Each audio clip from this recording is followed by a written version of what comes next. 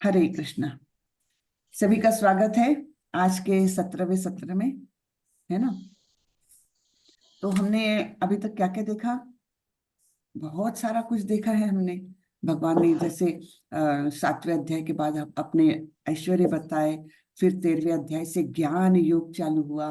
ज्ञान योग में भी भगवान ने कितनी सारी बातें बताई हमको। 15वें अध्याय में बताया है कि कैसे ममैवांशो जीवलोके जीव भूता सनातना, है ना, कि हम कैसे उनके अंश है और वे कैसे हमारे लिए कितने काम करते हैं। क्या क्या, हम वैश्वानरो भूत्वा, हमारे उधर में बैठकर वो सारा हमारा अन्न भी पचाते हैं। और गामा विशिष्ट भूतानी, सारे ग्रहों को, सारे जो आकाश में स्थित जितने भी बॉडीज है उनको वे अपनी अपनी कक्षा में रखते हैं। और चंद्रमा के द्वारा हमारे वनस्पतियों में पोषक रस उत्पन्न करते हैं, है ना, चंद्रमा का प्रकाश बन के। तो कितने सारे काम करते हैं हमारे लिए। और तो और सर्वस्य चाहम हृदि सन्निविष्टो, हम मत्त स्मृति ज्ञानम अपोहनंच, है ना, कि मैं तुम्हारे हृदय में बैठा रहता हूँ और क्या करता हूँ, मैं ही तुमको ज्ञान देता हूँ और मैं ही तुमको स्मृति देता हूँ और विस्मृति भी देता हूँ। हाँ, जो नहीं तो हमारा तो ये फुल हो जाएगा एकदम, इसकी कैपेसिटी फुल हो जाएगी, है ना। तो जो डिलीशन का काम है वो भी वही करते हैं, नहीं तो हमारी मेमोरी गई काम से एकदम सुपर फुल हो जाएगी। तो इस प्रकार से भगवान कितने सारे काम करते हैं। हाँ, तो हम धीरे धीरे अभी देख रहे हैं। पिछले अध्याय में 16वें अध्याय में हमने देखा था दैवी और आसुरी गुण कैसे होते हैं। कृपया म्यूट करें सब लोग। तो दैवी और आसुरी गुण कैसे होते हैं वो भी हमने देखा है 16वें अध्याय में। और फिर 16वें अध्याय के अंत में भगवान ने क्या बोला है? भगवान ने बोला है कि शास्त्रों के अनुसार व्यक्ति ने काम करना चाहिए। अगर शास्त्रों के विरुद्ध काम किया, शास्त्रों का अनुपालन नहीं किया, तो क्या होगा? न तो उसको इस जन्म में सुख मिलेगा और न अच्छी गति मिलेगी। हाँ, तो अपने मन गढ़ंत तरीके से बहुत लोग करते हैं। हाँ, हम लोग भी इस्कॉन आने के पहले ऐसे थे। तो अभी जब सब कुछ प्रभु की कृपा से और हमारे प्रभुपाद जी की कृपा से और नाम निष्ठादास प्रभु जी की कृपा से थोड़ा थोड़ा ये पढ़ते हैं, तो ज्ञान मिलता है कि शास्त्रों का अनुपालन करना भी जरूरी है। क्यों जरूरी है? क्योंकि शास्त्र किसने बनाए हैं, किसने लिखे हैं? भगवान ने लिखे, अपौरुषेय है। हम लोगों में से किसी ने लिखे होंगे, लिखे होते, मनुष्य निर्मित होते अगर शास्त्र, तो क्या होता? उसमें तो हम सभी लोग चार त्रुटियों से युक्त है ना। चार त्रुटियां कौन सी बताई थी मैंने? चार त्रुटियां बताई थी। एक तो त्रुटि करना, ये उसका एक दोष है। दूसरा है कि वो अपने भ्रमित होता है। हाँ, तीसरा है कि वो अपने आप को बढ़ा चढ़ाकर बताने को देखता है ना, यानी धोखा देने की प्रवृत्ति है। और चौथा क्या है? उसकी इंद्रिया अपूर्ण है। तो ये चार दोष युक्त मनुष्य अगर शास्त्र लिखेगा तो क्या होगा? उन शास्त्रों में भी त्रुटियां रह जाएगी निश्चित रूप से। लेकिन हमारे शास्त्र जो बने हैं वो अपौरुषेय है, यानी ये भगवान के द्वारा निर्मित है और इसलिए उसमें कोई भी त्रुटि नहीं है। और इसलिए हमने उसका ही अनुपालन करना चाहिए। अपने मन गढ़ंत तरीके से भक्ति या मन गढ़ंत तरीके से कोई श्रद्धा रखना ये योग्य नहीं है। ऐसा भगवान ने 16वें अध्याय के अंत में हमको बताया था। अब अर्जुन के प्रश्न यहाँ से चालू है 17वें अध्याय में। वे प्रश्न करेंगे अर्जुन को, सॉरी कृष्ण को, क्या? कि अगर किसी ने अपने मन गढ़ंत तरीके से श्रद्धा उसकी है तो क्या होगा, है ना। कितने लॉजिकल लॉजिकल वे में देखो भगवत गीता आगे बढ़ती है ना। जहां पर भगवान ने अंत किया था 16वें अध्याय का, अर्जुन तुरंत प्रश्न उपस्थित कर रहे हैं कि अगर वैसा किया तो क्या होगा, ये हमको बताएं। तो हम 17वें अध्याय में ये देखने वाले हैं। ठीक है, चलिए मैं पीपीटी शेयर करती हूँ और उसके बाद मंगलाचरण करती हूँ। सॉरी।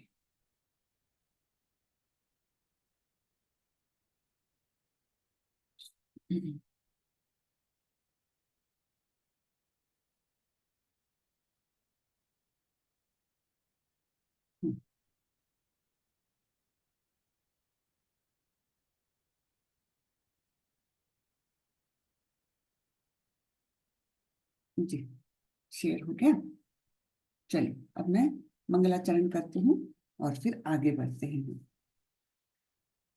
ओम नमो भगवते वासुदेवाय। ओम नमो भगवते वासुदेवाय। ओम नमो भगवते वासुदेवाय। ओम अज्ञानतिमिरान्धस्य ज्ञानाञ्जनशलाकया चक्षुरुन्मिलितं येन तस्मै श्रीगुरवे नमः। श्रीचैतन्यमनोभीष्टं स्थापितं येन भूतले स्वयं रूपः कदा मह्यं ददाति स्वपदान्तिकं। वन्देऽहं श्रीगुरु श्रीयुतपदकमलं श्रीगुरुन् वैष्णवांश्च श्रीरूपं साग्रजातं सहगण रघुनाथान्वितं तं सजीवं साद्वैतं सावधूतं परिजनसहितं कृष्णचैतन्यदेवं श्री राधा कृष्ण पादान सहगण ललिता श्री विशाखान्वितांश्च। हे कृष्ण करुणा सिंधु दीनबंधु जगत्पते गोपेश गोपिका कांत राधा कांत नमोस्तुते। तप्त कांचन गौरांगी राधे वृंदावनेश्वरी वृषभानुसुते देवी प्रणमामि हरिप्रिये। नमो विष्णुपदाय कृष्णपृष्ठाय भूतले श्रीमते भक्ति वेदांत स्वामी इति नामिने। नमस्ते सारस्वती देवे गौरवाणी प्रचारिणे निर्विशेषाय शून्यवादी पाश्चात्य देशतारिणी। जय श्री कृष्ण चैतन्य प्रभु नित्यानंदा श्री अद्वैत गदाधर श्रीवासादि गौर भक्त वृंदा। हरे कृष्णा कृष्णा कृष्णा हरे हरे हरे रामा हरे रामा राम रामा हरे हरे हरे कृष्णा कृष्णा कृष्णा हरे हरे हरे रामा राम रामा हरे हरे। हरे कृष्णा सभी को, दंडवत प्रणाम सभी को। चलिए हम 17वें अध्याय का देखते हैं क्या बोल रहे हैं भगवान। क्षमा माता जी, थोड़ा सा पार्टिसिपेंट्स पर ध्यान रखें। हो सकता है नाम निष्ठा दास प्रभु जी आज आ जाए क्लास में। जी माता जी। जी जी जी। हरे कृष्ण। हरे कृष्ण जी। तो 17वें अध्याय का नाम है श्रद्धा त्रय विभाग योग, यानी श्रद्धा के विभाग। कितने विभाग है? 3 विभाग है। श्रद्धा के भी 3 विभाग है। जैसे गुणों के 3 विभाग है, सतोगुण, रजोगुण और तमोगुण।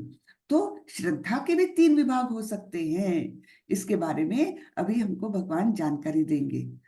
श्रद्धा के 3 विभाग, ऐसा इस अध्याय का नाम है। तो प्रश्न से यहाँ शुरुआत कर रहे हैं अर्जुन। क्या बोलते हैं? अर्जुन उवाच ये शास्त्र विधि मुत्सृज्य यजन्ते श्रद्धयान्विताः तेषां निष्ठा तु का कृष्ण सत्वमाहो रजस्तमः। अर्जुन ने कहा, हे कृष्ण, जो लोग शास्त्र के नियमों का पालन न करके अपनी कल्पना के अनुसार पूजा करते हैं, उनकी स्थिति कौन सी है? वे सत्वगुणी हैं, रजोगुणी हैं या तमोगुणी? ऐसे अर्जुन का प्रश्न है, क्योंकि 16वें अध्याय का अंत ऐसा किया था भगवान ने कि शास्त्र के अनुसार अगर हमने विधि विधानों का पालन नहीं किया, अपने मनगढ़ंत तरीकों का पालन किया, तो क्या होता है? ना इस जीवन में सुख है और ना अगले जन्मों के लिए हमको अच्छी गति मिल सकती है।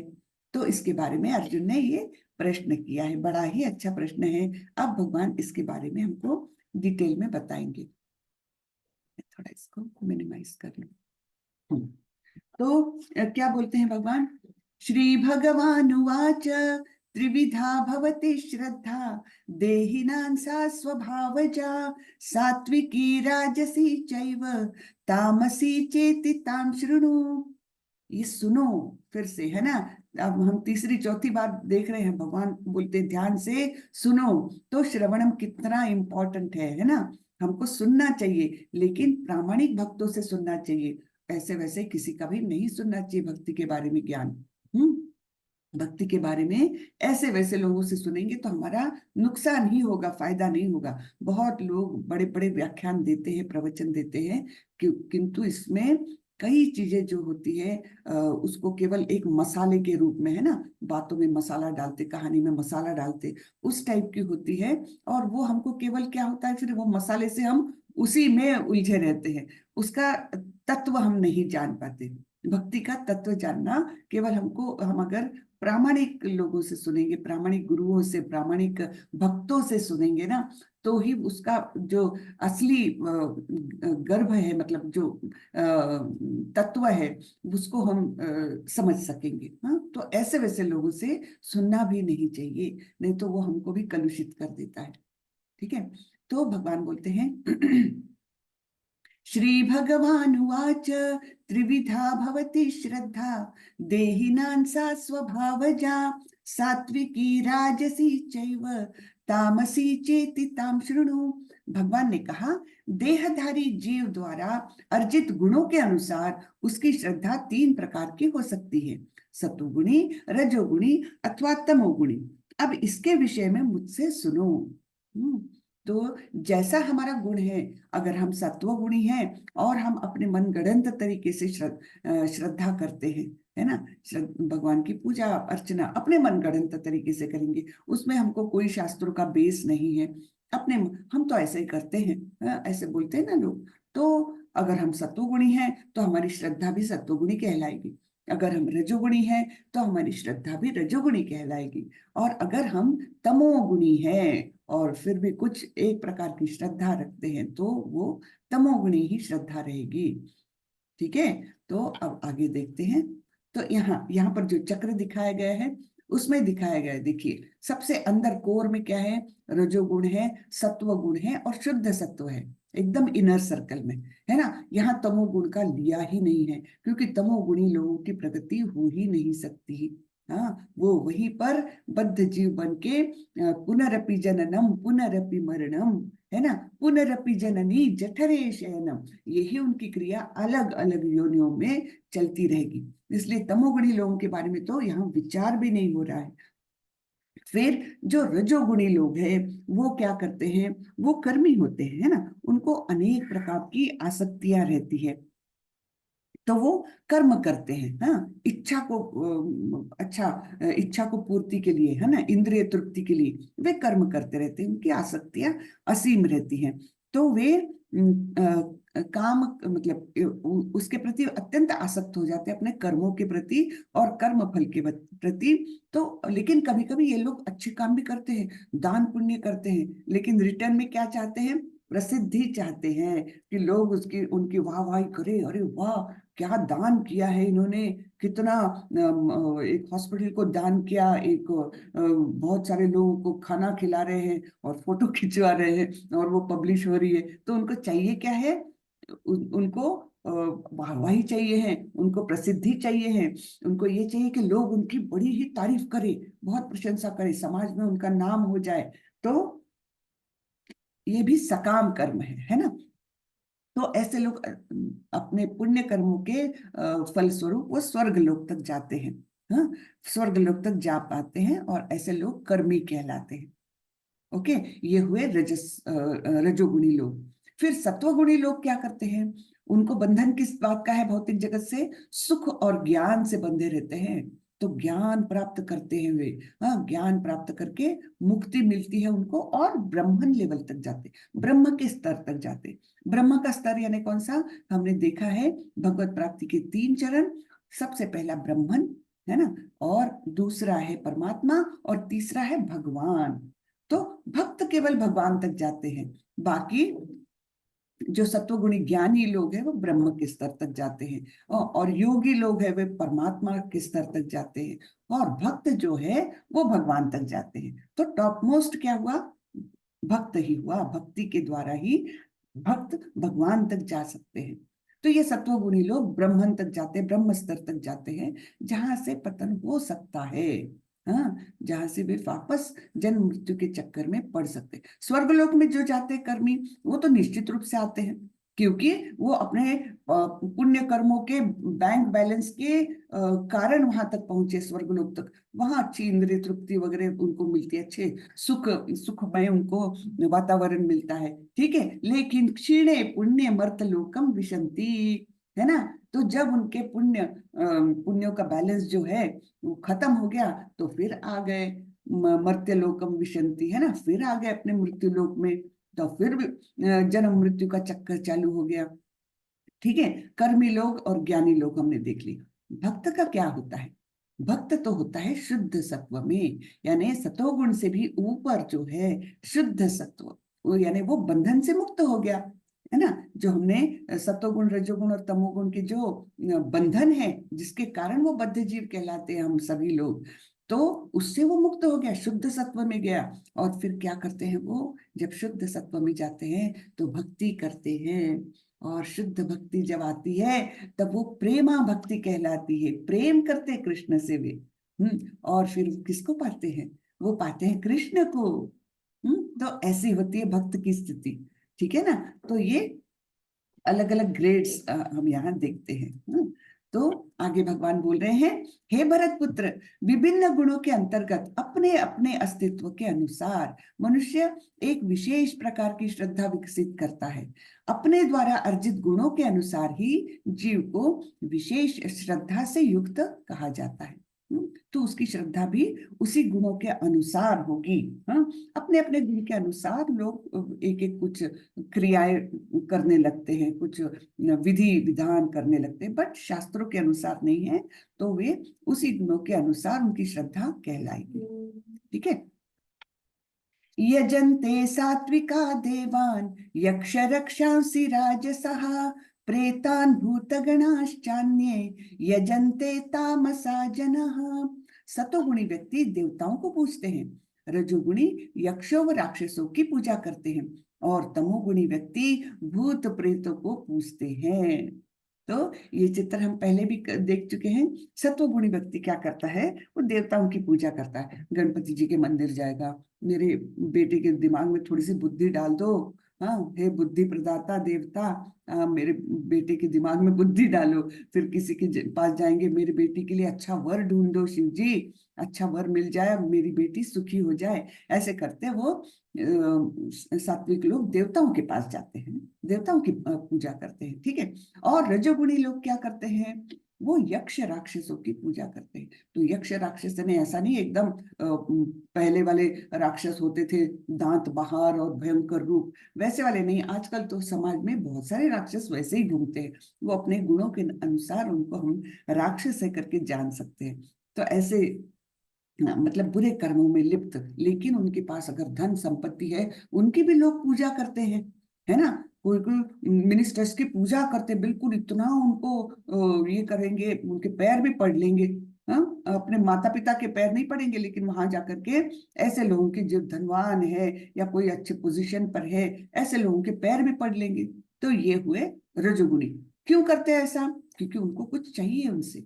अगर इसके पास ये इतना धनवान है, इसकी इतनी फैक्ट्रीज है, तो मुझे शायद नौकरी लगा देगा, है ना। ये सोच करके ऐसे लोगों के पैर भी पढ़ लेते हैं कोई कोई लोग। तो ये हुए रजोगुणी। और तमोगुणी लोगों का तो क्या कहना। वो क्या करते हैं? ऐसे रात के अंधेरे में जाते हैं, कहीं कहीं जंगल में जाके कुछ पूजा करते हैं, तांत्रिक मांत्रिक के चक्कर में पड़ जाते हैं। और जनरली ऐसी पूजाएं किसके लिए होती है? या तो उनको एकदम क्विक मनी जो है ना, गड़ा हुआ खजाना मुझे मिल जाए, इसके लिए होगी। या फिर किसी का बुरा सोच करके होगी, कि उसके घर में आग लग जाए है ना, इस टाइप का कुछ भी मतलब होता है। तो ऐसे लोग तमोगुणी होते हैं ना, तो वो ऐसे भूत प्रेतों की पूजा करते हैं। हाँ, ये तीन हमने देखा।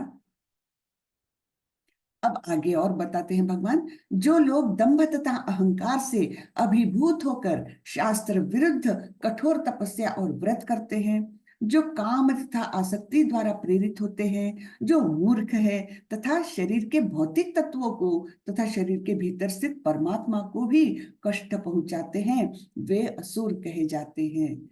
असुर को डिफाइन कर रहे भगवान।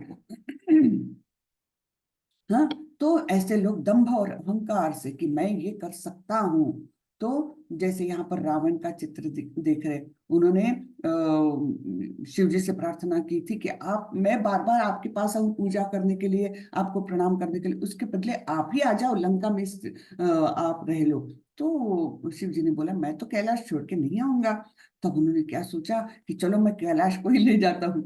इस प्रकार उन्होंने कैलाश पर्वत ही उठा लिया था अपने अहंकार से। वो इतने अभिभूत थे कि उन्होंने सोचा वो नहीं मान रहे ना, तो चलो उनको कैलाश समेत ही ले जाता।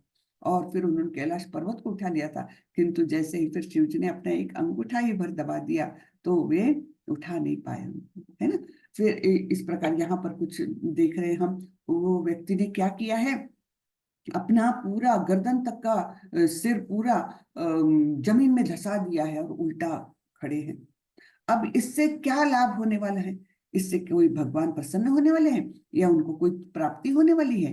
पता नहीं, है ना। तो वो सोचते हैं कि मैं इस प्रकार की तपस्या करूंगा और प्रसन्न कर लूंगा भगवान को, देवताओं को प्रसन्न कर लूंगा। लेकिन इससे हो क्या रहा है, उनके शरीर को बहुत कष्ट हो रहा है। कितना कष्ट दे रहे अपने भौतिक शरीर को, और तो और शरीर को भी कष्ट दे रहे, और अंदर बैठे परमात्मा भी दुखी हो रहे। बोलते हैं क्या मूर्ख आदमी है, इस प्रकार से क्या होने वाला है। तो परमात्मा भी कष्टी हो जाते हैं। हाँ, उनको भी दुख पहुंचता है कि ये कहाँ, इसको बिल्कुल ही बुद्धि नहीं है कि इस प्रकार शरीर को तकलीफ देकर और ये उल्टा वो करके क्या होने वाला है, क्या लाभ होने वाला है। तो परमात्मा भी बेचारे कष्टी हो जाते हैं इस प्रकार के कारनामे देख करके। अब भगवान बताते हैं कि कैसा भोजन करना चाहिए और कैसे गुणों वाले लोग कैसा भोजन करते हैं, कौन से गुण वाले लोग कौन सा भोजन पसंद करते हैं, ये भी हमको ज्ञान अभी मिलने वाला है। तो अब देखिए, जो भोजन सात्विक व्यक्तियों को प्रिय होता है वह आयु बढ़ाने वाला, जीवन को शुद्ध करने वाला तथा बल, स्वास्थ्य, सुख तथा तृप्ति प्रदान करने वाला होता है। ऐसा भोजन रसमय, स्निग्ध, स्वास्थ्यप्रद तथा हृदय को भाने वाला होता है। तो सात्विक लोग क्या पसंद करेंगे कि एकदम शुद्ध सात्विक वेजिटेरियन खाना ऐसा पसंद करेंगे। और ऐसे खाने से क्या होता है, आयु बढ़ती है और जीवन भी शुद्ध होता है और स्वास्थ्य भी अच्छा होता है, सुख तृप्ति मिलती है। और ऐसा भोजन क्या कैसा रहता है, रसमय रहता है, स्निग्ध, स्वास्थ्यप्रद और हृदय को भाने वाला। हाँ, उनके हृदय से उनको तृप्ति मिलती है ऐसा खाना खाने से। और रजोगुणी लोग क्या पसंद करते हैं, हाँ, रजोगुणी लोगों को तो चाट वाट ये सब चीजें उनको ज्यादा पसंद होती है ना। सॉरी। तो अत्याधिक तिक्त, बहुत तीखा, हाँ, और खट्टा और नमकीन, गरम, चटपटा, शुष्क तथा जलन उत्पन्न करने वाला भोजन रजोगुणी व्यक्तियों को प्रिय होता है। ऐसे भोजन दुख, शोक तथा रोग उत्पन्न करने वाले होते हैं। यानी आज तो चटपटा खा लिया, जीभ को बड़ा मजा आ गया, लेकिन क्या होता है दूसरे दिन शरीर को कष्ट होता ही है और अंदर रोग उत्पन्न होना चालू हो जाता है। हाँ, तो शरीर को वे इस प्रकार से प्रताड़ित करते हैं सिर्फ जीभ के लिए। कहते हैं ना, ये 3 इंच की जीभ पूरे 6 फीट के शरीर को नचाती है। हाँ, तो पता रहता है कि ये मेरे स्वास्थ्य के लिए अच्छा नहीं है, लेकिन जीभ नहीं मानती।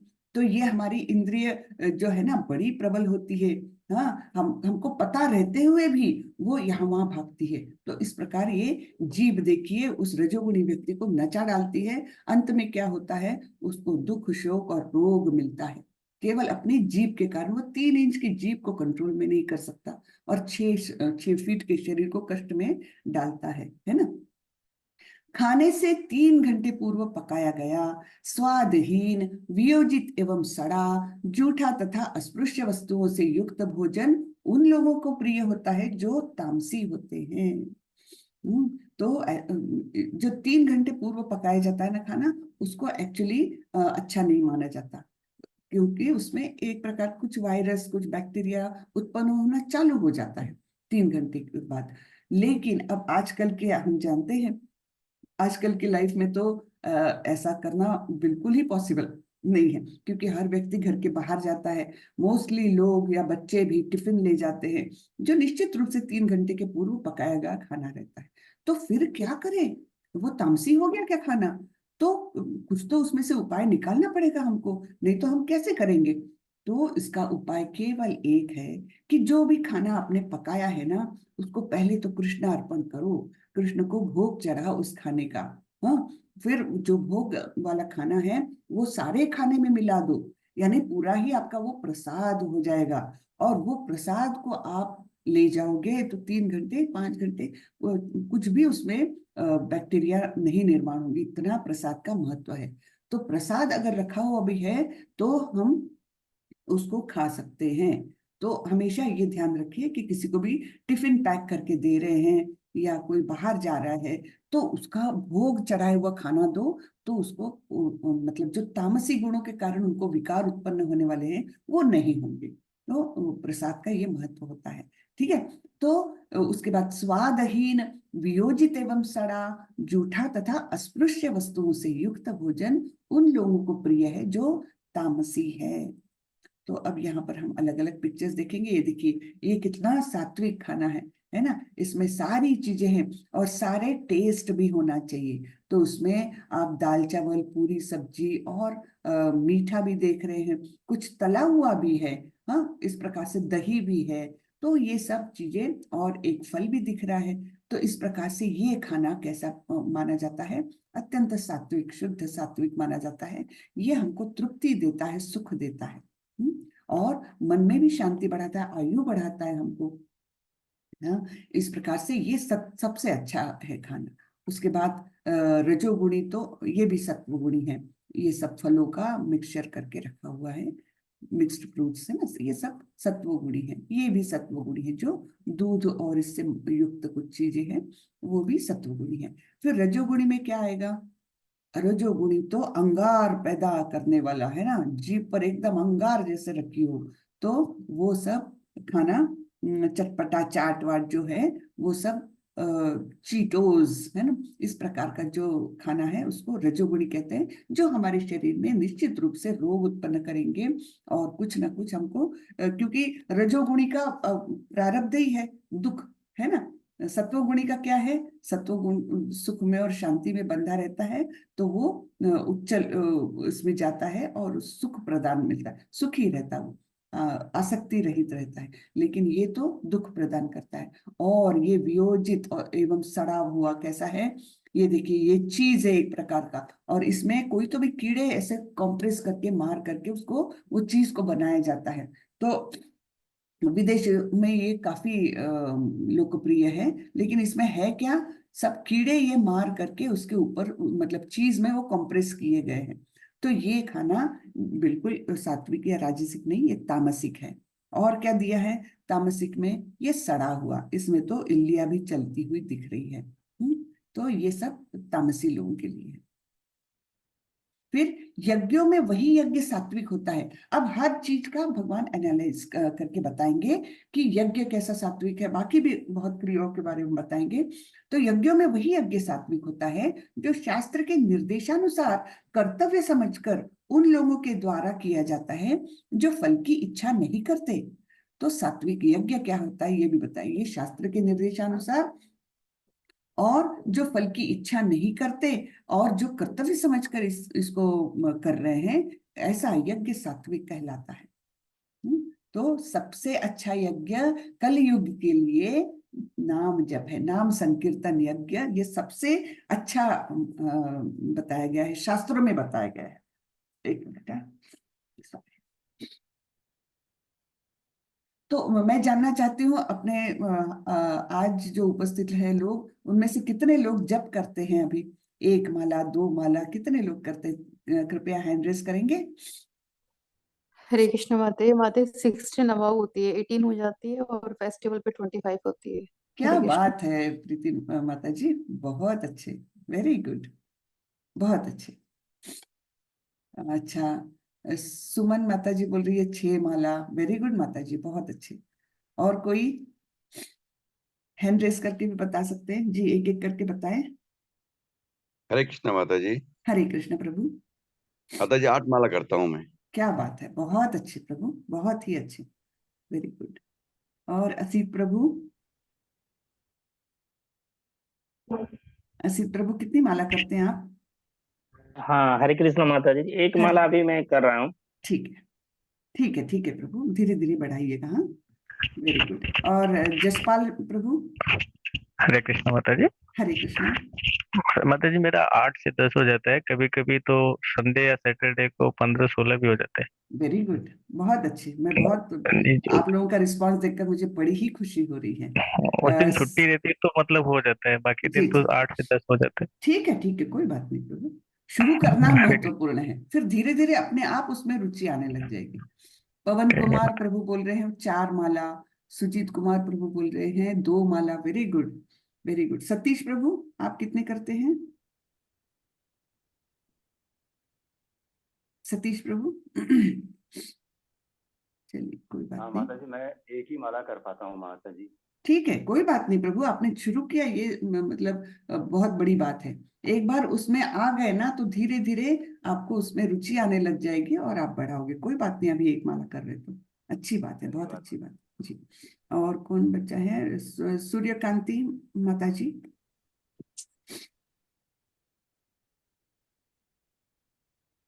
हरे कृष्णा। चलिए, बहुत अच्छा लग रहा है मुझे। अरे वाह, वेरी गुड। और भी किसी प्रभु ने लिखा है यहाँ पर, हाँ, 16 माला सूर्यकांति माता जी का, वेरी गुड। और रश्मिता माता जी ने भी लिखा है 1 माला। हम्म, अच्छा, किसी ने, अंजना माता जी ने ऑर्डर किया है माला, ठीक है, आ जाएगी माता जी, आप चालू कर दीजिए, लेकिन उंगली पर वो करके काउंट करके भी किया जा सकता है ना, एक उंगली पर वो करिए आप, जैसे तो 12 12 9 108 हो जाता है ना, तो 12 और इधर के 8 ऐसा करके आपके हो जाएंगे, 9, तो ऐसा करके 12 9 108 आपके हो सकते हैं उंगलियों के सहारे भी, ठीक है ना। और भी ओम प्रकाश प्रभु ने 8 माला लिखा है, वेरी गुड, ठीक है, बहुत अच्छे। माला कौन सी होनी चाहिए प्रभु? अभी तो शुरू के लिए आप कोई भी माला ले सकते हैं, उसका कोई बंधन नहीं। हाँ, जब आप प्याज लहसुन छोड़ दोगे, उसके बाद आप तुलसी माला लीजिए तो फिर बहुत अच्छा हो जाएगा। लेकिन अभी तो आप कोई भी माला ले लो, 108 मणि भर रहे हैं उसमें, तो आप कर सकते हैं, ठीक है, कोई भी माला से हाँ, चले। हरे कृष्ण माता जी, अभी मैं जो है तो ये चंदन की माला है उससे मैं कर रहा हूँ। अच्छा है, बहुत अच्छा है, बिल्कुल अच्छा है, हाँ प्रभु, नाइस। चलिए, और किसका हैंड रेज्ड है? प्रीति रानी माता जी का है हैंड हरे रेज्ड। कृष्ण माता, दंडवत प्रणाम। हरे माता कृष्ण। जी, जैसे हम 3 साल से इस्कॉन रूल्स फॉलो कर रहे हैं, तो हमें तो ये बताया जाता है कि जो तुलसी माला है वो गुरु महाराज देते हैं, पहले जितना हो सके कलमश कटे आप नीम से करें। तो माता जी, थोड़ा डाउट है, क्लियर कीजिए। हाँ, हरे कृष्ण। जी जी, बिल्कुल बराबर है, तुलसी माला हमको दीक्षा के समय गुरु महाराज देते हैं, ये बात बिल्कुल सही है। लेकिन अगर जब हम ये छोड़ देते हैं ना, प्याज लहसुन छोड़ देते हैं, अब आपको तो 3 साल हो गए, तो बहुत अच्छी बात है, आप ले सकते तुलसी माला। मैंने खुद ने ले ली है तुलसी माला, जब से प्याज लहसुन छोड़ दिया, अभी मेरी दीक्षा भी नहीं माता हुई। जी, हरे जी, कृष्ण माता जी, इस्कॉन से मैं 3 साल से जुड़ी हूँ, और लहसुन प्याज मैंने 2010 में छोड़ दिया था माता जी। अरे वाह, तब तो आप ले और लीजिए, तुलसी माला ले लीजिए, अच्छा लगेगा आपको। हरि बोल।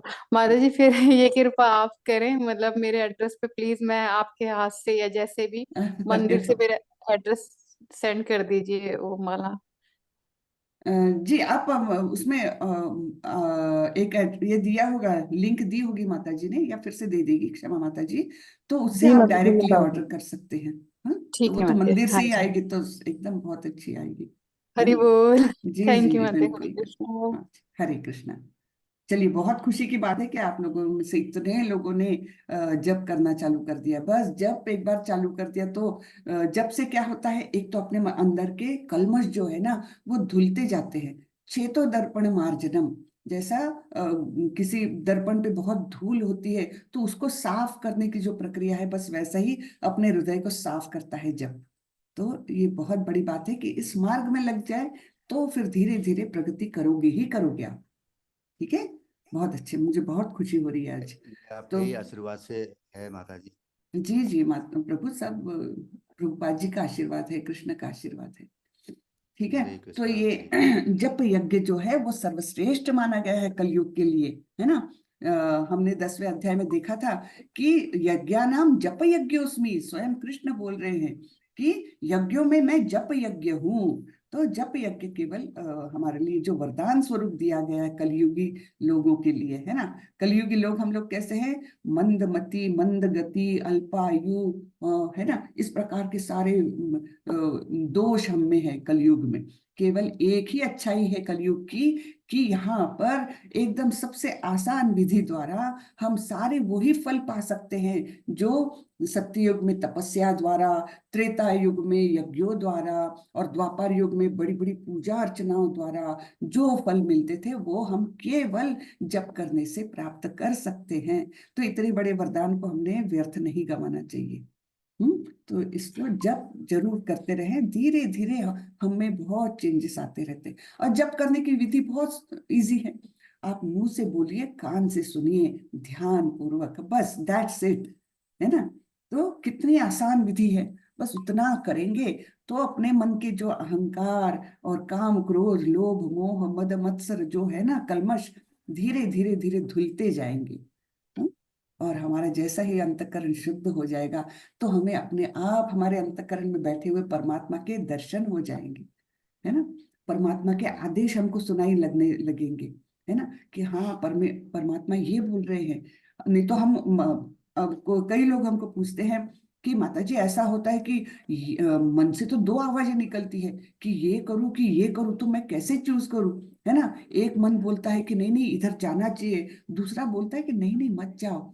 तो उसमें से चूज कैसे करूं कि ये कौन सी आवाज किसकी है। एक मेरा लोभ मोह से ग्रसित मेरा मन बोल रहा है कि परमात्मा मुझे आदेश दे रहे हैं, ये मुझे समझ में नहीं आता। ऐसा होता है ना हमको। तो फिर आगे जा करके जब हमारे सारे कल्मश दूर हो जाते हैं तो हमको परमात्मा की आवाज जरूर सुनाई देती है। हाँ? तो वही आगे बढ़ना है हमें। चलिए आगे बढ़ते हैं हरे यहाँ आगे कृष्णा माता बढ़ते हैं। जी। हरे कृष्ण। क्या क्या हाँ, लेकिन हे भरत श्रेष्ठ, जो यज्ञ किसी भौतिक लाभ के लिए गर्ववश किया जाता है उसे तुम राजसी जानो।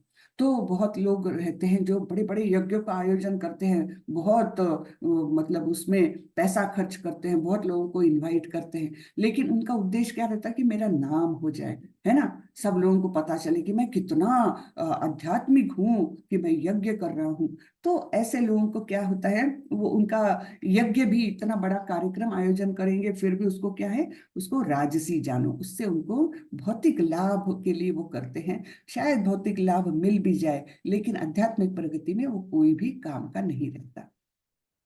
और जो यज्ञ शास्त्र के निर्देशों की अवहेलना करके, प्रसाद वितरण किए बिना, वैदिक मंत्रों का उच्चारण किए बिना, पुरोहितों को दक्षिणा दिए बिना तथा श्रद्धा के बिना संपन्न किया जाता है वह तामसी माना जाता है। तो यहाँ पर वो देख रहे हैं, हम एक राक्षस थे शिव जी को प्रसन्न करने के लिए तपस्या कर रहे हैं, और जब शिव जी आ ही नहीं रहे तो उन्होंने क्या बोला, मैं अपने प्राण त्याग दूंगा। अपने गले पर देखो शस्त्र रख दिया उन्होंने, और मैं तो प्राण त्याग दूंगा अगर शिव जी मेरे सामने नहीं आए तो शिव जी बेचारे हमारे आशुतोष बहुत जल्दी प्रसन्न होने वाले, उन्होंने सोचा चलो भाई दर्शन दे दो, क्या मांगता है देखे तो। लेकिन मांगेंगे क्या ये लोग दूसरों को कष्ट देने वाली चीजें मांगेंगे कि मुझे वरदान दो शिव जी कि मैं किसी के भी सिर पर हाथ रख दूंगा तो वो भस्म हो जाएगा। इस प्रकार के दूसरों को कष्ट देने वाले या फिर कुछ भौतिक लाभ के लिए ऐसे वो करते हैं। तो इसमें ना तो उन्होंने कोई मंत्र बोला है और ना तो कोई प्रसाद वितरण किया है। इस प्रकार के जो निर्देश है शास्त्रों के निर्देश, उनकी अवहेलना करके ऐसे लोग करते हैं, उसको क्या बोलते हैं, तामसी, तामसी श्रद्धा बोलते हैं। अब यहाँ देखते हैं हम, कितना सुंदर पिक्चर है ये कि प्रभुपाद जी इतने संतुष्ट मन से, प्रसन्न चेहरे से ऐसे बैठे हैं और एक छोटा सा बालक उनको हार अर्पण कर रहा है। हाँ, कितना सुंदर दृश्य है। यहाँ पर क्या बोला है, देव द्विज गुरु प्राज्ञ पूजनम शौचमार्जवम ब्रह्मचर्यम अहिंसा च शरीरम तप उच्यते। अब शरीर के तप के बारे में भगवान बता रहे हैं, शरीर का तप कैसा होता, तपस्या कैसी होती। परमेश्वर, ब्राह्मण, गुरु, माता पिता जैसे गुरुजनों की पूजा करना तथा पवित्रता, सरलता, ब्रह्मचर्य और अहिंसा, यही शारीरिक तपस्या है। हाँ, इसको शारीरिक तपस्या कहा गया है कि अपने बड़ों का आदर करना, उनकी पूजा करना, खास करके गुरु, माता पिता, ब्राह्मण, है ना, और भगवान तो है ही, इनकी पूजा करना और मन से पवित्र रहना, सरल रहना। सरलता यानी क्या कि किसी से भी कोई बात करने आए, कोई कोई व्यवहार कर रहा है, उसमें ट्रांसपेरेंसी जिसे कहते हैं ना, हाँ, तो उसमें ऐसा नहीं कि मन में एक है और मुंह पर एक है, ये नहीं, ये सरलता नहीं होती। तो सरलता किसे कहते हैं, मन, शुद्ध मन से किसी के भी साथ व्यवहार रख सके हम, वो सरलता है स्वभाव की। तो वो फिर ब्रह्मचर्य और अहिंसा। अहिंसा हमने देखा था, अहिंसा वैसे तो मन से भी अहिंसा कर सकते, कैसे, अगर कोई आध्यात्मिक प्रगति की ओर बढ़ रहा है तो उसको प्रोत्साहन देना, ये अहिंसा हुई। लेकिन आध्यात्मिक प्रगति में बाधा उत्पन्न करना, ये एक प्रकार की हिंसा कहलाती है। तो सब प्रकार से, शरीर से भी, मन से भी अहिंसा रखना, है ना, तो उसको शारीरिक तपस्या में गिना गया है।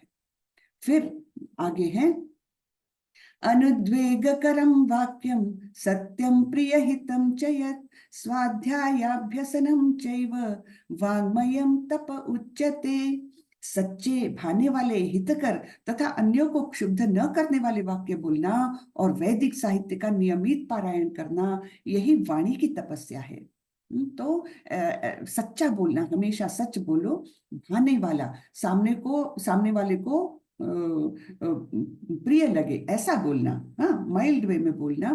फिर हित कर, सामने वाले का हित कुछ उसमें अभिप्रेत है, ऐसा हित कर बोलना। और दूसरों को क्षुब्ध न करना, यानी सामने वाले को गुस्सा आए ऐसा नहीं बोलना। ये अगर हम करें, और वैदिक साहित्य का नियमित पारायण, कुछ ना कुछ भगवत गीता उठा के पढ़ ली, थोड़ा सा भागवतम पढ़ लिया, रोज के रोज नियमित, हाँ, बहुत सारा नहीं कर सकते, एक ही श्लोक पढ़ लो, लेकिन ये नियमित करना, ये वाणी की तपस्या है। संतोष, सरलता, गंभीरता, आत्मसंयम एवं जीवन की शुद्धि, ये मन की तपस्या है।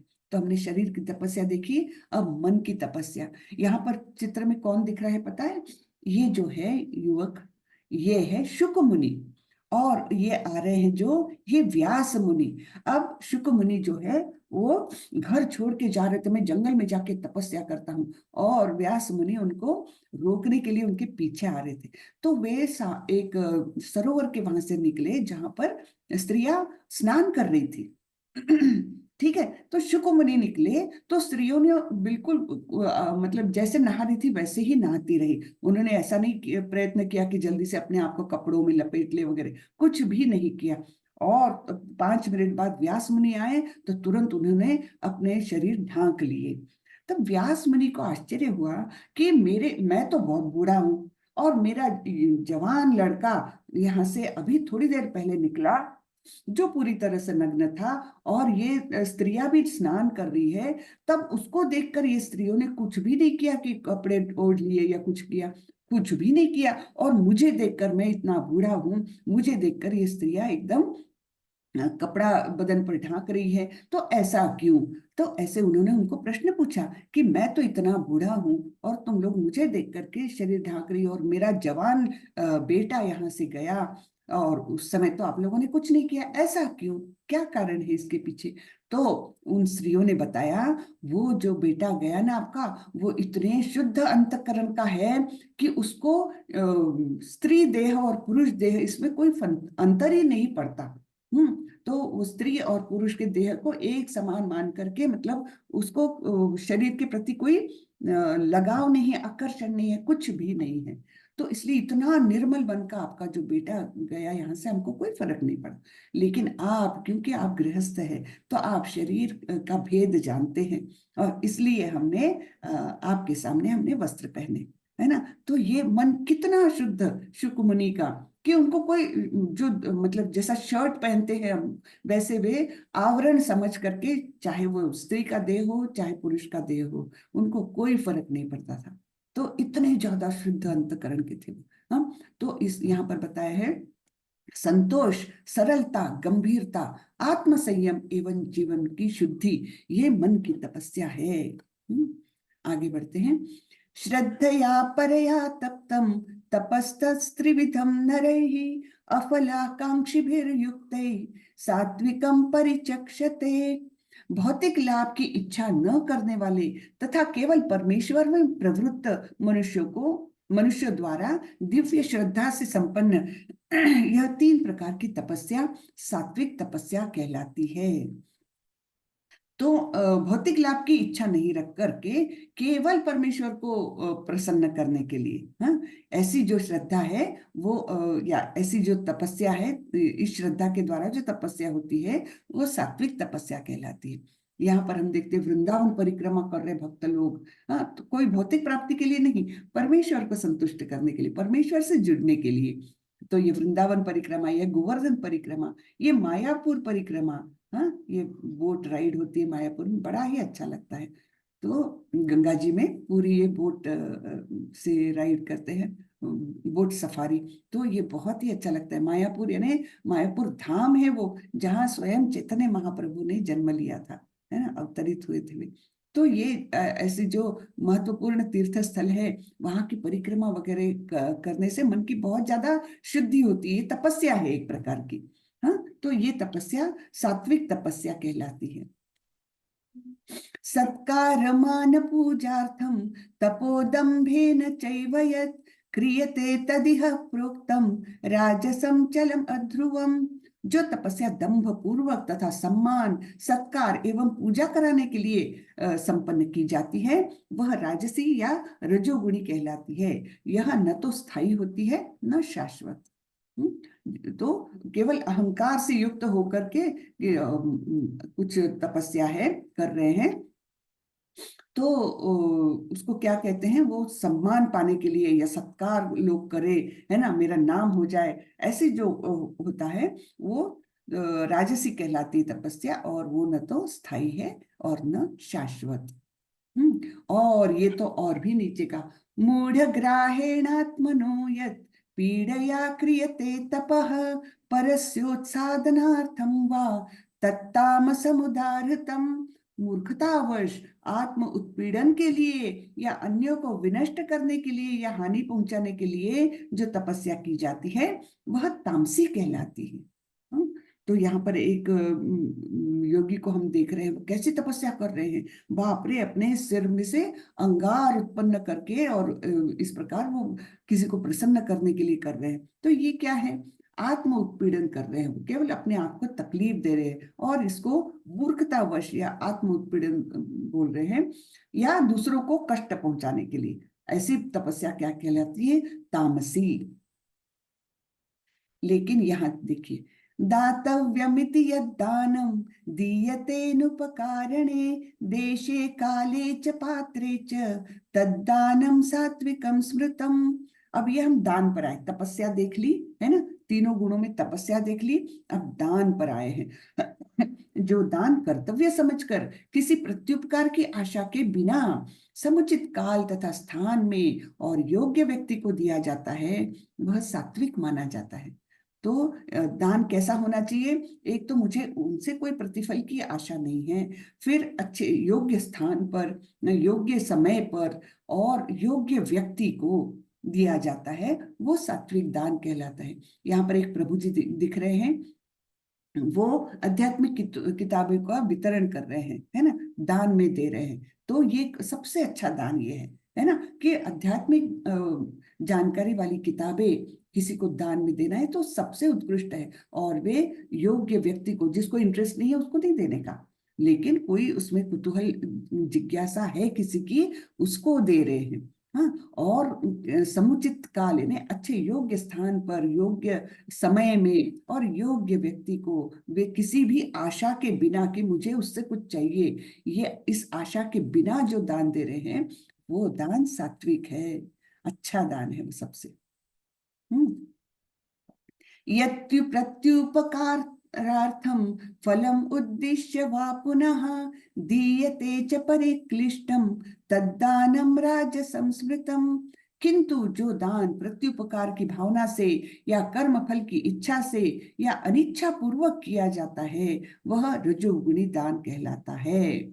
तो यहाँ पर हम देखते कोरोना समय में तो ऐसे हमने बहुत सारे फोटोज देखे व्हाट्सएप पर। लोग क्या करते थे, हाँ किसी गरीब फैमिली को फल और वो अनाज वगैरह दिए और तुरंत से सेल्फी खींच ली देते हुए और फिर वो अपने अपने ग्रुप्स पर डालते थे। हाँ, क्या क्या सोच के, वाह मुझे सब लोग क्या बोलेंगे, क्या अच्छा काम किया यार, कोरोना समय में अन्नदान, यानी तो कितना महान है। बिल्कुल महान है, किंतु उन्होंने ये करते हुए जो फोटो निकाला और पब्लिसिटी चाहिए तो ये उनको प्रत्युपकार की भावना आ गई, है ना। तो फिर वो क्या हुआ, फिर वो राजसी हो गया। अगर वो बिल्कुल बिना चुपचाप किसी को बिना बताए पब्लिसिटी की अपेक्षा किए बिना एकदम चुपचाप से, पब्लिसिटी करना ही नहीं चाहिए। जब दान देते हैं ना, कहा जाता है, हमारे शास्त्रों में कहा जाता है, अगर सीधा हाथ दान दे रहा हो तो उल्टे हाथ को पता भी नहीं चलना चाहिए, इतना वो चुपचाप से देना चाहिए। पब्लिसिटी करके दान दिया तो क्या क्या दिया, है ना।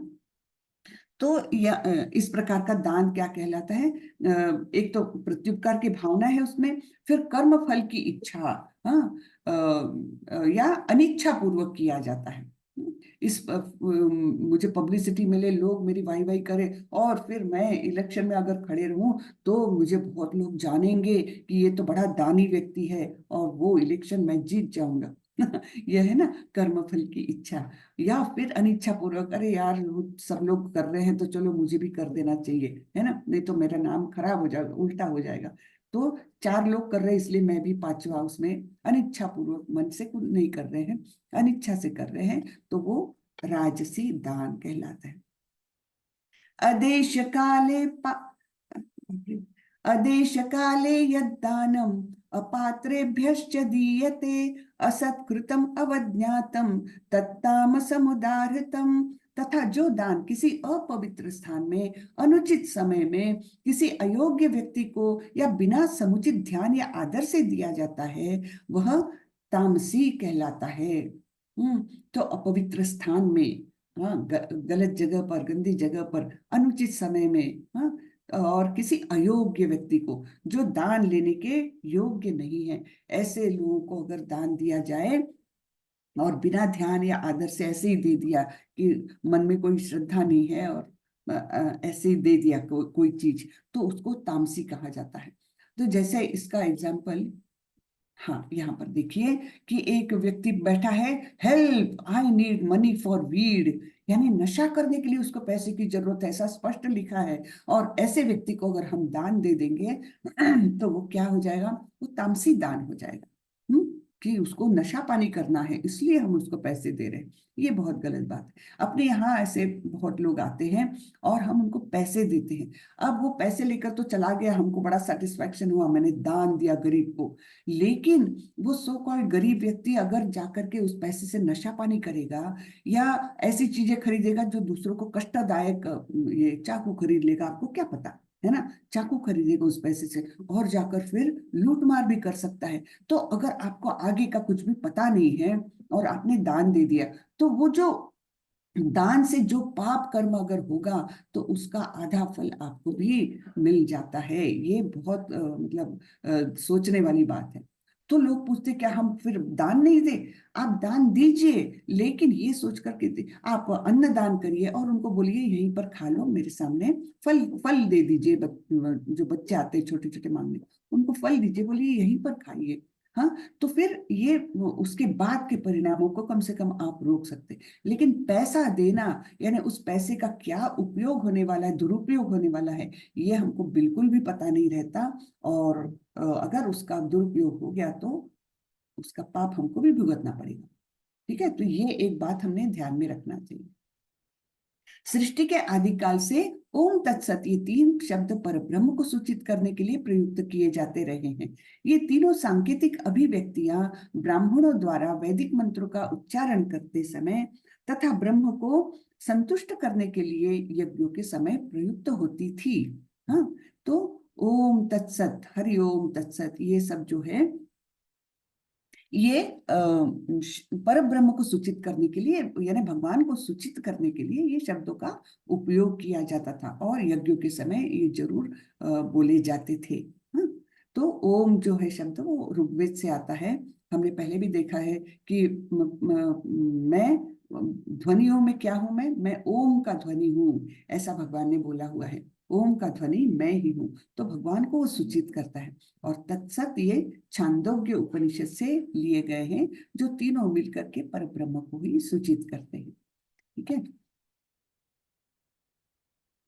अतएव योगी जन ब्रह्म की प्राप्ति के लिए शास्त्रीय विधि के अनुसार यज्ञ, दान तथा तप की समस्त क्रियाओं का शुभारंभ सदैव ओम से करते हैं। ओम मतलब विष्णु। विष्णु से सर्वोच्च लक्ष्य को इंगित करने के लिए वैदिक भजनों की शुरुआत में रखा गया है। ये विष्णु को निर्देशित करते हैं, और इनका उच्चारण हर मंत्र के पहले योगी जन किया करते थे। मनुष्य को चाहिए कि कर्म फल की इच्छा किए बिना विविध प्रकार के यज्ञ, तप तथा दान को तत् शब्द कहकर संपन्न करे। ऐसी दिव्य क्रियाओं का उद्देश्य भव बंधन से मुक्त करना होता है।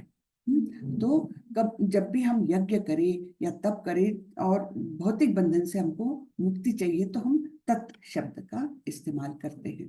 सत का अर्थ है शाश्वत। प्रभु की सेवा के लिए की गई गतिविधियां सत्य को प्रकट करती है। नहीं, ये वाला रह गया, सॉरी, हाँ ये ऊपर का रह गया। परम सत्य भक्तिमय यज्ञ का लक्ष्य है, और उसे सत्य शब्द से अभिहित किया जाता है। हे पृथापुत्र, ऐसे यज्ञ का संपन्न करता भी सत्य कहलाता है। हाँ, हमने पहले भी इसके बारे में चर्चा की थी। भगवान कैसे हैं? सच्चित आनंद स्वरूप। तो सत्य दर्शाता है अविनाशी प्रकृति उनकी, है ना, शाश्वत प्रकृति। हमारी आत्मा भी वैसी ही है, सच्चित आनंद स्वरूप है, यानी शाश्वत है। और चित्त यानी क्या? चित्त यानी ज्ञान, ज्ञान से युक्त है, परिपूर्ण है भगवान भी और हमारी आत्मा भी। क्योंकि क्वालिटी वाइज तो हम भी भगवान के जैसे हैं, क्योंकि हम भगवान के अंश हैं। तो क्वालिटी वाइज तो हमारी आत्मा और भगवान इनमें क्वालिटी वाइज अंतर नहीं है। लेकिन भगवान जैसा एक बड़ा सागर है जिसका अंत नहीं है, वैसे हैं सारी ऐश्वर्यों से युक्त, और हम बहुत ही एक बूंद भर का समुद्र का पानी, उतनी हमारी योग्यता है। लेकिन क्वालिटी वाइज अगर आप उसका जैसे समुद्र का पानी और उसी में से उठाया गया एक बूंद भर पानी, इनका अगर हम क्वालिटेटिव एनालिसिस करते तो क्या मिलता है? दोनों एक ही है क्वालिटी वाइज, लेकिन क्वांटिटी वाइज बहुत ज्यादा अंतर। बस वैसा ही हम लोग बद्ध जीव जो है, हमारी आत्मा और भगवान में ये ऐसा ही है। क्वालिटी वाइज हम भी भगवान समान है, सच्चित आनंद स्वरूप है। किंतु हमारा ये असली वास्तविक स्वरूप हमारे सारे भौतिक कलमुशों से ढक गया है, मैला हो गया है। तो उसे स्वच्छ करने की क्रिया जो है वो बताई गई थी ना, क्या है? हरे कृष्ण महामंत्र का जप करें और अपना चेतो दर्पण मार्जनम, तो हमारी स्वच्छता हो जाएगी। तो यहाँ पर ये बताया जाता है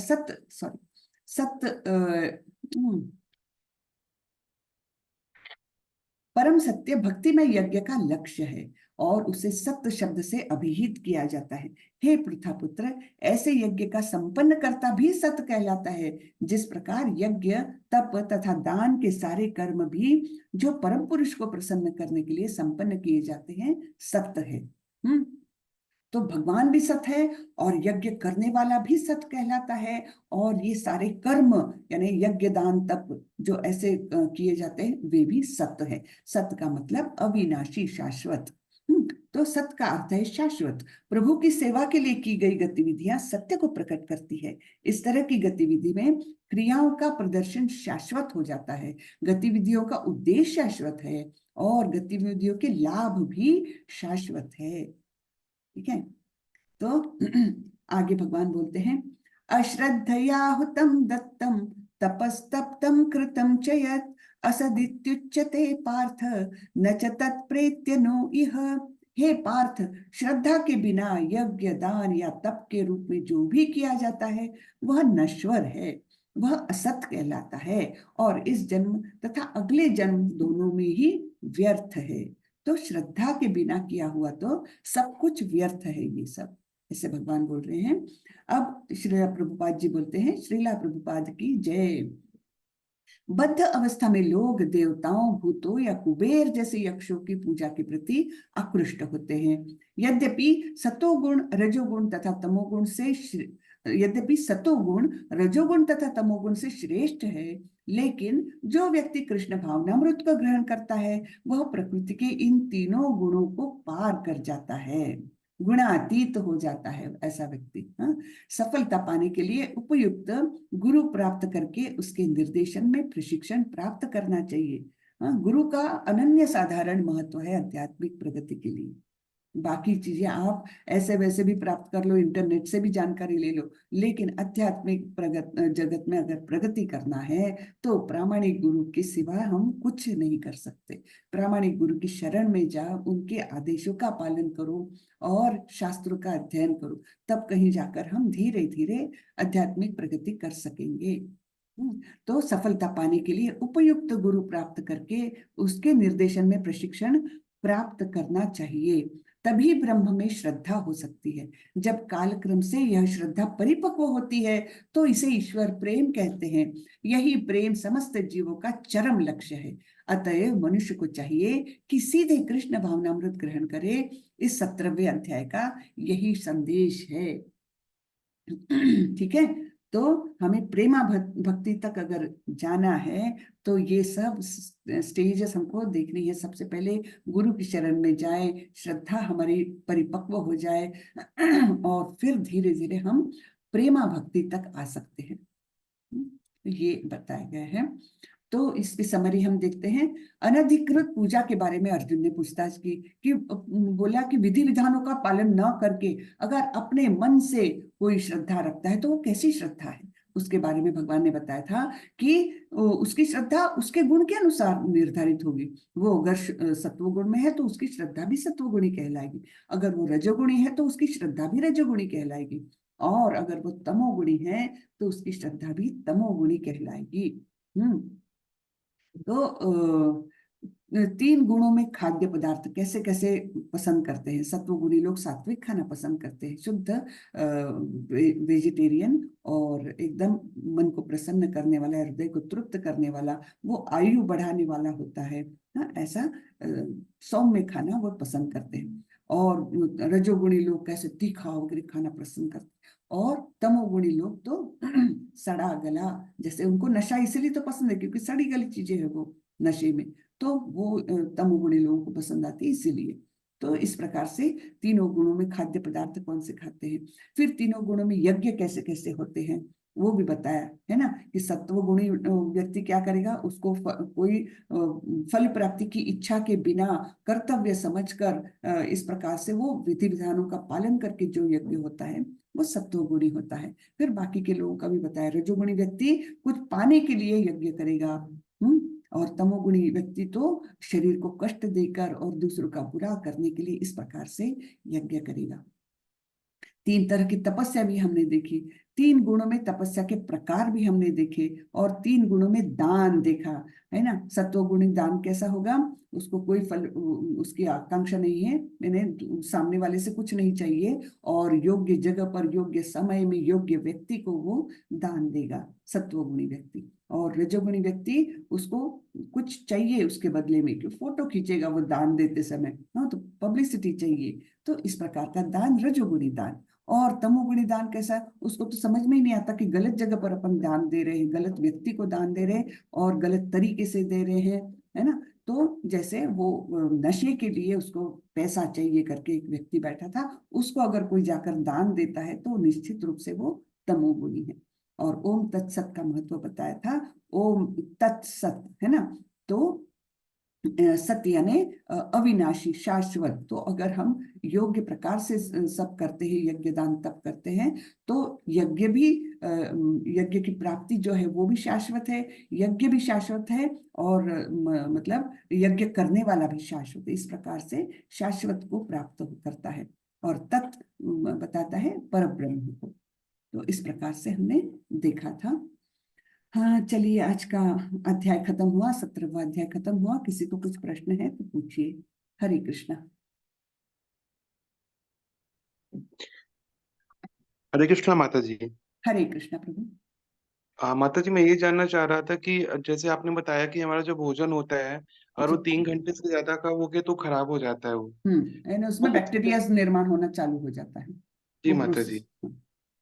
तो उस कंडीशन में क्या हम भगवान को चढ़ाया हुआ तुलसी पत्र उसमें मिला करके रख सकते हैं क्या? हाँ बिल्कुल प्रभु। अगर भगवान को हम भोग चढ़ाते हैं, कृष्ण को भोग चढ़ाते हैं और उसको पूरे अन्न में मिला लेते हैं, उसमें एक तुलसी पत्ता तो जरूर रहेगा। जब भगवान को चढ़ाते हैं तुलसी पत्ता जरूर रहेगा। वो उसको शुद्ध बनाते हैं। तो ऐसा खाना आप 4-5 घंटे 6 घंटे भी रखेंगे तो उसको खराबी नहीं आती उसमें।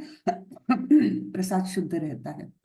जी माता तो जी। वैसे एक, ले सकते हैं एक हम। क्वेश्चन और था माता जी, जी कि माता जी हमने अपने गुरु से मंत्र ले रखा है, तो हमको गुरु मंत्र का पहले मंत्र जप करना चाहिए, कि पहले हमको अपने हरे कृष्णा हरे राधा मंत्र का जप करना चाहिए? प्रभु ऐसा है, सर्वोच्च तो वही है, कृष्ण ही है। तो जी माता।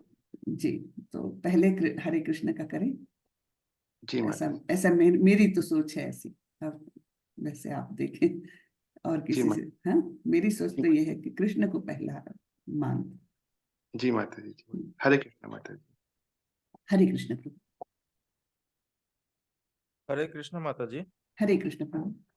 माता जी, ये लेवल 2 में रजिस्ट्रेशन के लिए लेवल 1 का क्विज मैंडेटरी है क्या? जी प्रभु, 18 दिनों के सारे क्विज कंप्लीट होने चाहिए, वो मैंडेटरी है। और उसके बाद आपको हो जाएगा आपका लेवल 2 में। तो उसका लिंक वगैरह भेज देगी माता जी वो। अभी आज का 17वां दिन है ना, आज कल ऐसे रोज भेजेगी, 2-3 दिन तक वो भेजेगी। और आपको क्विज करने हैं, उसका सर्टिफिकेट आ जाएगा। और वो सब डिटेल्स फिर मुझे भी नहीं मालूम क्या क्या भरने पड़ते हैं। क्षमा माता जी, आप जानती हो तो बता दीजिए जरा। हरे कृष्णा। क्षमा माता जी। जी माता जी। जी, तो वो पूछ रहे हैं कि वो तो ऑटोमेटिक आ जाएगा ना उनको 18 दिन के बाद, क्विज करेंगे तो। माता जी, जैसे ही 18th चैप्टर का क्विज कंप्लीट होगा वैसे ही सर्टिफिकेट का ऑप्शन आ जाएगा डाउनलोड करने के लिए। Very good. और फिर लेवल 2 के लिए उनको लिंक पर रजिस्ट्रेशन करके ये सर्टिफिकेट देना होगा क्या? जी नहीं माता जी, सर्टिफिकेट तो अपने पास ही रखना है, बस लेवल 2 के लिए आपको फॉर्म फिल करना है, जैसे लेवल 1 के लिए फॉर्म फिल किया है। अच्छा अच्छा। और माता ठीक। जी, बस शायद आज मैं शाम तक डाल दूं लिंक अच्छा लेवल अच्छा। 2। ठीक ठीक माता जी। तो वो आगे भी 2-3 दिन तक आप डालते रहेंगे ना? जी जी अच्छा, जी माता क्योंकि जी। कुछ लोग लेट करेंगे क्विज सॉल्व, तो दो हाँ तीन हाँ हाँ। दिन आगे भी करते रहिएगा जी। जी माता जी। हरे कृष्णा। हरे कृष्णा माता जी। हरे कृष्णा प्रभु, बोलिए। माता जी, पहले मैंने एक क्लास पहले पूरी की हुई है इसमें, वेरी गुड। लेवल 1 में माता जी। जी प्रभु। उसका सर्टिफिकेट मिला हुआ है मेरे को। हाँ, तो फिर आप लेवल 2 में वैसे ही जा सकते हैं। नहीं, लेवल 2 भी कर रहा हूँ माता जी मैं। अरे वाह, हाँ जी। तो ये सेकंड सेकंड बार और मिलेगा सर्टिफिकेट इसमें? अ, अगर आपको रजिस्ट्रेशन वही नाम से है तो शायद से ना मिले वो। एग्जैक्टली मुझे भी पता नहीं है, क्योंकि बैक एंड पर हमारे कैसे। क्योंकि मैं मिल क्विज रहा लिंक कर रहा हूँ, तो वो पूरा पूरा होना हुआ बता रहे हैं पहले भी। है। हाँ, तो भी हरे पहले मैं भी। कृष्ण कोशिश कर माता रहा हूँ। जी। माता जी, मिल जाता है, मिल अच्छा जाता है। हाँ अच्छा जी, मैंने पहले भी किया हुआ है माता जी। अच्छा अच्छा। ठीक है हरे ठीक कृष्ण। है। उसमें डिफरेंस है, अगर आप वर्जन 2 के साथ कर रहे हैं और आपने अपना क्विज कंप्लीट कर लिया है तो फिर सर्टिफिकेट आपका जनरेट हो चुका है ना, दोबारा जनरेट नहीं होगा। और हाँ आप माता जी। हाँ पुराने ठीक है। वर्जन पर हैं तो फिर आप दोबारा से क्विज लेवल 1 का कर सकते हैं, उसका सर्टिफिकेट जनरेट हो जाएगा। जी जी, बिल्कुल सही कहा माता जी आपने। हरे ठीक है कृष्ण। माता जी, ठीक है। हरे कृष्णा। हरे कृष्णा जी। गीता जोशी माता जी। माता जी, हमारा तो वो क्विज वाला खुल ही नहीं रहा है। एक पहले पहले चैप्टर का खुला, दूसरा आपने दोबारा लिंक भेजा था फिर खुला, अब तीसरा वाला फिर नहीं खुल रहा है। अरे बाप रे। माता जी, मैं तीसरे फिर नहीं। से लिंक भेज दूंगी आपको। आप मेरे को हाय लिख के भेज दीजिएगा व्हाट्सएप पे, मैं फिर से लिंक आपको भेज दूंगी। आपका नंबर माता जी? मैं अभी चैट में डाल देती हूँ अपना नंबर ना। हरे कृष्ण। ठीक है। हरे हाँ, आप नोट डाउन कर लीजिए माता जी, क्षमा माता जी का नंबर। और फिर उनको व्हाट्सएप पर पहले कुछ मैसेज भेज दीजिए तो वो आपको रिस्पॉन्ड कर देगी। एक खुलता है, एक चैप्टर का खुलेगा, दूसरा नहीं खुलता है, पता नहीं क्या करता प्रीति रानी माता जी अपना प्रश्न पूछे। हरे हरे कृष्ण। कृष्ण माता जी, दंडवत प्रणाम। हरे कृष्ण। माता जी, मेरा क्वेश्चन ये है कि जैसे आपने बताया कि हम जैसे किसी को दान देते हैं, कोई नशा करता है, जैसे भी है उसका आधा फल हमें मिलता है, लेकिन ऐसी स्थिति अगर हमारे परिवार में ही है और वो लोग ड्रिंक व्रिंक करते हैं और हम भैया दूज वगैरह पे जाते हैं, राखी पे जाते हैं, तो उनकी लक्ष्मी जो हम लेते हैं तो फिर उसका क्या मतलब हमें उसको दान दे दीजिए फिर। तो माता जी कर ही रहे हैं 3 साल से, एज इट इज उठा के वहां दे देते हैं। जी माता जी। ठीक है माता जी, हरे कृष्णा, हरे दंडवत कृष्ण प्रणाम। जी। हरे कृष्ण आसित प्रभु जी। वैसे प्रीति माता जी, वैसे देखा जाए तो लक्ष्मी कलुषित नहीं होती। हाँ, जी लक्ष्मी कलुषित नहीं होती है कि आपको वो दिया हुआ है, उन्होंने अगर अच्छे मन से दिया है तो वो लक्ष्मी कभी कलुषित नहीं होती, लेकिन उसका वापर हम योग्य तरीके से करें तो वो हाँ, वो तो और भी मतलब एक भाई शुद्धतर। का बहन का भाव है ना कि भी हाँ ऐसे जी। शुद्धता से। हाँ, तो लक्ष्मी तो कलुषित नहीं होती है। जी ठीक है माता जी, हरे जी, कृष्ण, हरे धन्यवाद। कृष्ण। हरे कृष्ण आसित प्रभु जी। हरे कृष्ण माता जी। हरे कृष्ण। मेरा प्रश्न था कि माता जी, ऐसा देखा जाता है कि जो अधर्म से चलता है या जो झूठ बोलता है या चोरी करता है वो ज्यादा फलीभूत होता है, जो धर्म से चलता है या जो अच्छे कर्म करता है वो उसको दुख क्यों मिलता है? प्रभु देखिए, हम ये लाइफ का सिर्फ देख सकते हैं, है ना। हमको लगता है कि अरे ये तो इतने बुरे कर्म कर रहा फिर भी इतना पैसा है, वो उतने बुरे कर्म कर रहा फिर भी उसका बेटा इतना अच्छा। लेकिन हम क्या देख रहे हैं, हम इस लाइफ का देख रहे हैं, बहुत कम स्पैन का देख रहे हैं। उसने हो सकता है पिछले जन्म में बहुत अच्छा काम किए हैं, इसके लिए उसके पास पैसा आ गया, है ना। अपने आप नहीं होता है, उसके कर्म, पिछले जन्मों के कर्म है जो इस बार उसको पैसा मिला है। उसके पिछले जन्मों के कर्म है कि उसको अच्छा बेटा मिला है। और हमारे शायद कर्म उतने अच्छे नहीं होंगे जिसके कारण हमको कुछ तकलीफें झेलनी पड़ रही है। तो ठीक है, कोई बात नहीं, हमने उसको एक्सेप्ट करना चाहिए कि ये मेरे कर्मों के फल है। उसको एकदम शुद्ध मन से एक्सेप्ट करना चाहिए। और ऐसी भावना भी किसी के लिए ज्यादा मतलब मन में रखना नहीं चाहिए। ये एक प्रकार की ईर्ष्या हुई कि अरे वो बुरा काम कर रहा है फिर भी वो अच्छा सुखी है। हाँ, तो ये एक प्रकार से ईर्ष्या हुई, यानी अपन क्वेश्चन कर रहे हैं भगवान के न्याय को, तो वो नहीं करना चाहिए। हाँ, जो उसको मिला है वो उसके कर्मों के फल के स्वरूप मिला है, और जो भगवान ने दिया है तो उसको जो मिला है उसको मिले। मुझे जो मिला है जो मेरे कर्मों का फल है, नहीं तो वो ईर्ष्या में परिणित हो जाएगा। और ईर्ष्या यानी एक प्रकार से भगवान का हम क्वेश्चन कर रहे हैं भगवान को ही, कि भगवान का जजमेंट गलत है क्या। भगवान ये तुमने कैसा किया कि वो बुरा काम कर रहा है और उसको तुम इतना ये दे रहे, है ना प्रभु। ये ऐसे इस नहीं तरीके से हो नहीं जाता है। माता जी, एक एक उदाहरण मैं अपने मैं एक मैंने देहात में रहता हूँ, गांव में रहता हूँ। जी प्रभु। तो तो एक मैंने दबंग टाइप का है ना, तो वो मैंने गरीब का जैसे जमीन हड़प लिया, हाँ और देखते हैं कि वो मैंने ज्यादा ये मैंने उस काम में सफल होता है। जी जी प्रभु, वही है कर्म की गति न्यारी। वो आज हमको लग रहा है लेकिन वो कर्मों के फल तो मिलने ही है उसको, कभी ना कभी अपनी आंखों के सामने नहीं मिलेंगे लेकिन मिलेंगे जरूर। तो हम मतलब जो नियम है उसको कोई तोड़ नहीं सकता, कर्मों के नियम है। हाँ, भौतिक प्रकृति के नियम है, उनको कोई भी तोड़ नहीं सकता। तो वो उसको मिलना ही है, कभी ना कभी मिलना है। बुरे कर्मों का फल बुरा मिलेगा, अच्छे कर्मों का फल अच्छा मिलेगा, ये निश्चित रूप से होना है। हाँ? लेकिन हम देखते हैं बहुत कम लाइफ स्पैन, और हमको ऐसा आश्चर्य होता है कि वो इतना बुरे काम कर रहा है, लोगों को कष्ट पहुंचा रहा है, फिर भी बड़ा सुखी है। हाँ, सब कुछ अच्छा है उसका। ये हम बहुत छोटे स्पैन के ट्रेलर देख रहे हैं मूवी का।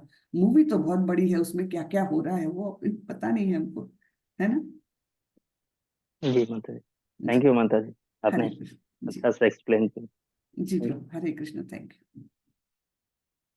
हरे कृष्ण सतीश प्रभु जी।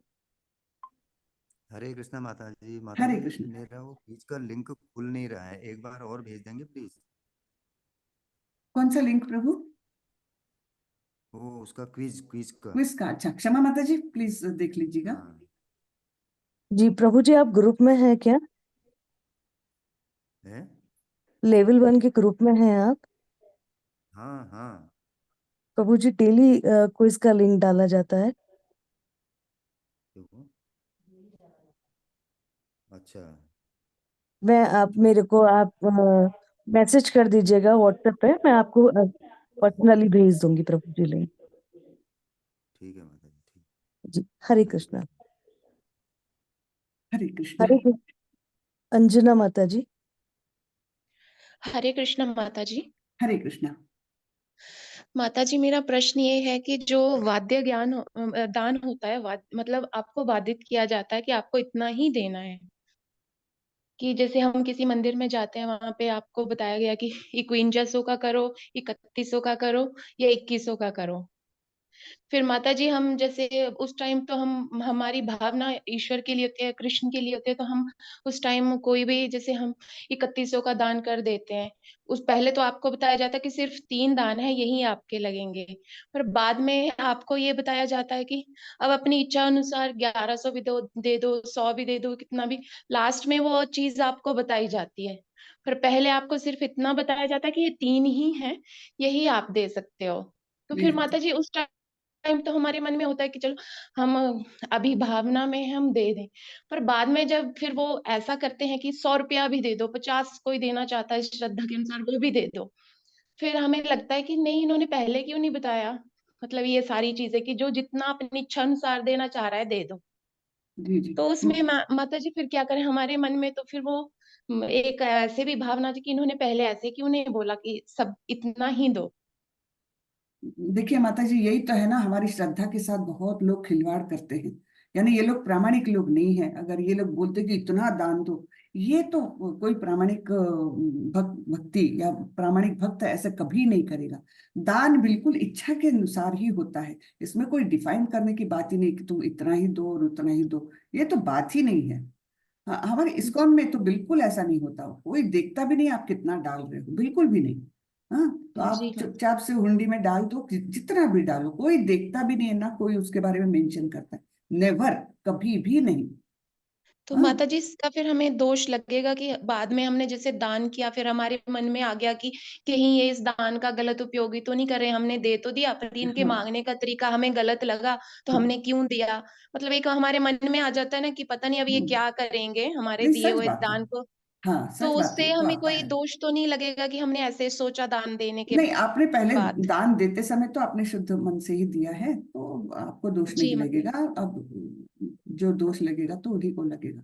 लेकिन फिर भी हमने ऐसे लोगों से बचना चाहिए कि हमको ये एक प्रकार की, मैं बोलूंगी, अगर आप बुरा ना माने तो ये तो मैं एक प्रकार की ठगी बोलूंगी। हाँ, जी माता जी। ठग, इसको तो मैं एक प्रकार की ठगी बोलूंगी। ये कुछ, ये शुद्ध भक्ति नहीं है। भक्ति वाले ऐसे जगह पर तो देखते भी नहीं आप कितना दे रहे हो, कौन आया है। ऐसा मतलब रहना चाहिए वातावरण। जितना आपको भगवान के लिए दे रहे हो तो आपकी श्रद्धा से दो। वो उसमें कोई नंबर बताने वाली बात नहीं कि आप इतना ही दो और आप इतना ही दे सकते हो। ऐसे ये गलत बात है। ऐसा तो गलत बात है। ये तो अपनी श्रद्धा के साथ खिलवाड़ है, अपनी भक्ति के साथ खिलवाड़ है। ऐसी जगह पर हमने अवॉइड करना चाहिए जाना, बिल्कुल। जी है ना? माता जी। जी ऐसे से तो फिर अपना ये सब जो धार्मिक वो है ना हमारी हिंदुस्तान में, तो ये इसलिए तो वो मतलब बदनाम होती है ना, ऐसे लोगों के कारण। कि ऐसे लोग पीछे पड़ जाते कि इतना ही दो और ऐसा करो वैसा करो। ये मतलब ऐसे अनुष्ठानों में कहीं तो भी बांध लेते हैं अपने को कि नहीं नहीं, ये आप इतनी पूजा कर लो और ऐसा संकल्प कर लो। वो सब अच्छा नहीं है, वो सब ठीक नहीं जी है। माता जी। हरे कृष्ण माता हरे जी। कृष्ण।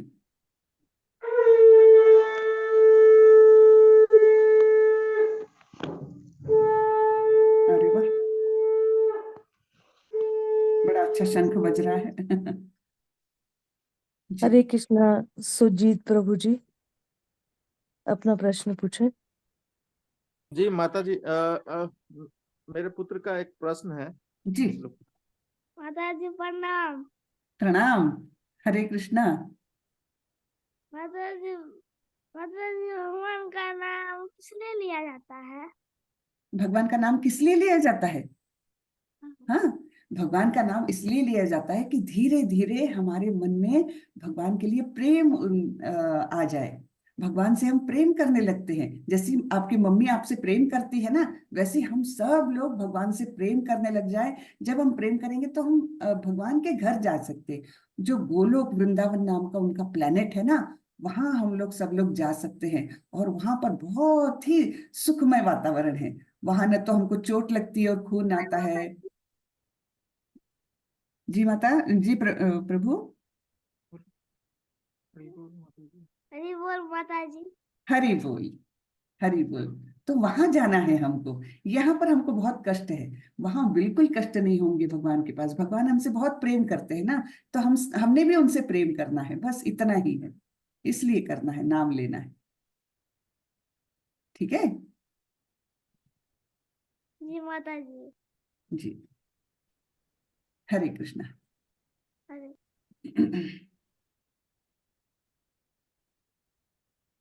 हरे कृष्णा माता जी। हरे अभी कृष्णा। सारे एनिवर्स हो गए माता जी, जी जी, तो हम चलिए। क्लास को बंद कर सकते हैं। जी जी, चलिए। हरे तो कृष्ण माता जी, आज दंडवत हरे प्रणाम। कृष्णा।